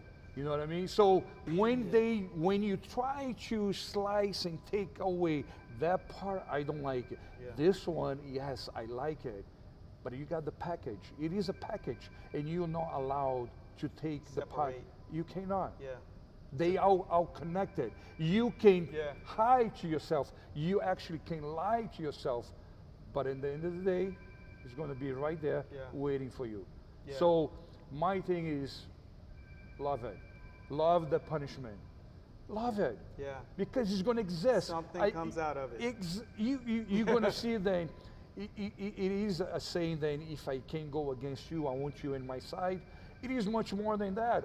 It's not that I'm going to choose that just because you against me. Yeah. I'm going to choose you because I want you to be in my side. That's right. Because I like you. I wanted to have all that questions, all that fear, all that bad feelings, and say, you know what? That's okay. I know it's going to happen. I know it's going to be here. It's going to be part of my journey. So I'm going to give them the same love than the love I give to the things I like it. People, I'm going to explain something about this. I'm just going to elaborate, not in a, giving clarity, but it is clarity. That is what you call the highest level. When you get to that point and you make sense of things that people can't make sense of, younger fighters, younger trainers, total teams who don't have that a part of their fiber, those who don't have a professor. That's what you're missing. That's what you don't have in the gym with you.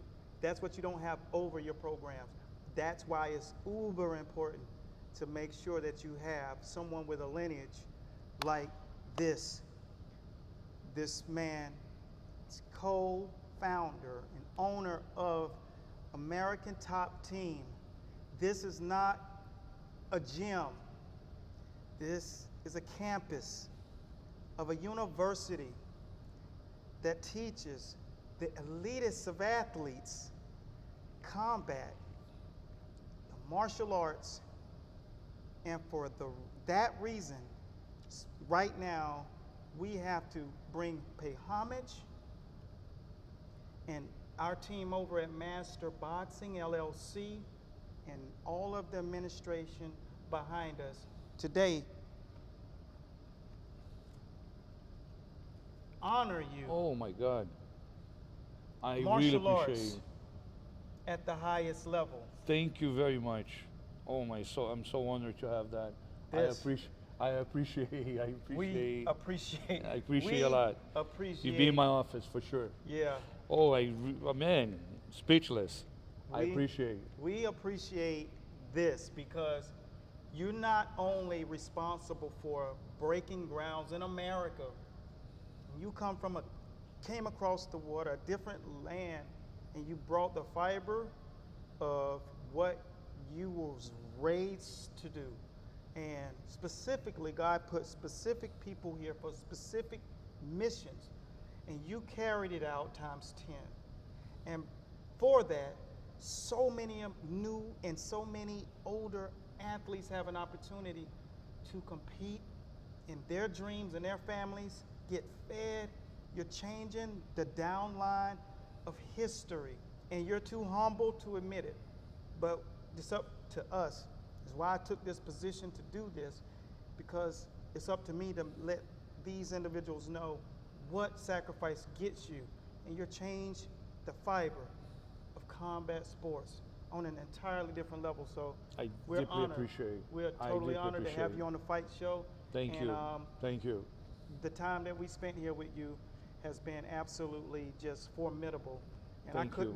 It is a pleasure. Before the camera turned on, I already had a full belly, but I had to make sure that, the audience, 2021 starts with this Fight Show, and you get to. What an honor. Thank you. They get to really get a piece of you, and I think, that there's not enough time put on the major networks with the people who are the fiber of the sport, not just the athletes, but the fibers and the coaches, but the people who are the fiber, and you're the fiber. So thanks again. I really deeply appreciate. I appreciate you, man. So for those of you who do not know, you understand, go check out American Top Team. If you're really at the elitist of levels and you understand and you feel like you have what it takes and the things that he was speaking of, that's what it takes to get into a facility like this with the elitist of coaches and the best of mentors. So that's all we got for right now. Once again, thank you. Thank you. And we appreciate that. And I really appreciate that. It's a small token, man, for what you're doing. Man, that's... Yeah. Deeply appreciate it. I really appreciate it. Well, thank again. You. And until next time, continue to follow us. Be blessed at God's speed. Do not take shortcuts. And the key word today, sacrifice. Sacrifice. All day. Times 5. So long. Peace. Thank you. Good deal. Oh, and I must send a special shout out for Rafael Garcia over at Tampa American Top Team for being such a connector and allowing us to connect with this young man right here.